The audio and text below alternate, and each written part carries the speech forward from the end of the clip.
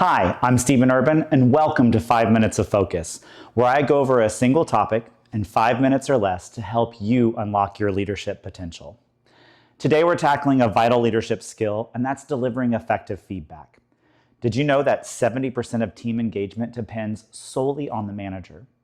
Or that 98% of employees disengage when they get little or no feedback?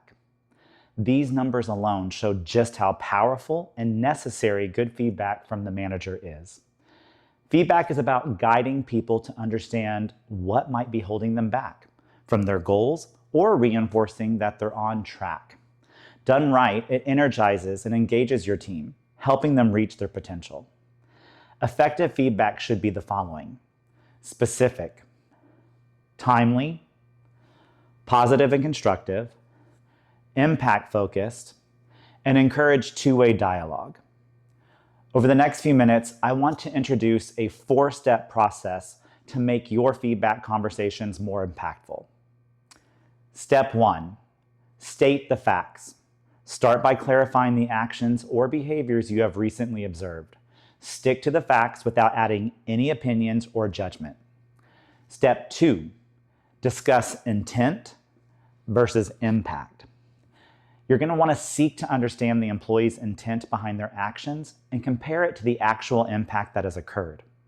Often, people assume that their intentions are enough to dismiss the outcome altogether, but the impact is what we're really addressing.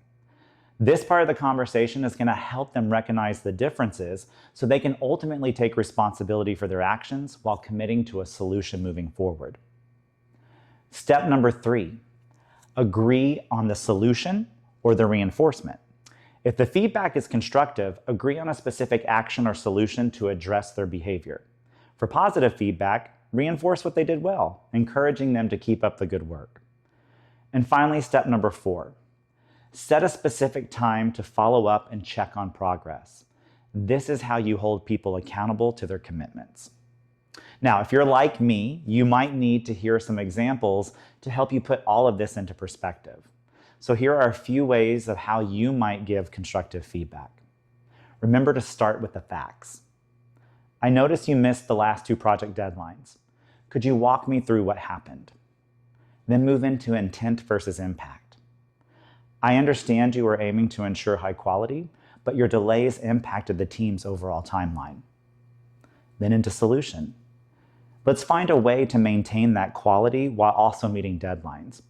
What do you think would help? And then follow up. Let's check back in with each other in 2 weeks to see how these adjustments are working. Remember to always give a definitive timeline for accountability, as this reiterates the expectation for action and change while showing that you're invested in their growth. Now it's time for today's challenge. I want you to prepare to give feedback, but utilize the 4 steps and try to avoid these 8 common mistakes. If you do make any of these mistakes, note them down and think through how you can work on it for the next time you give feedback. Number 1, remove judgmental language. Simply stick with the facts. 2, don't assume their motives. Ask and listen instead.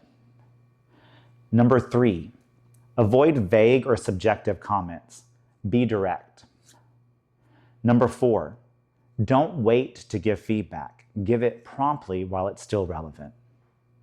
Number 5, don't rely on hearsay. Get the facts before you have your conversation.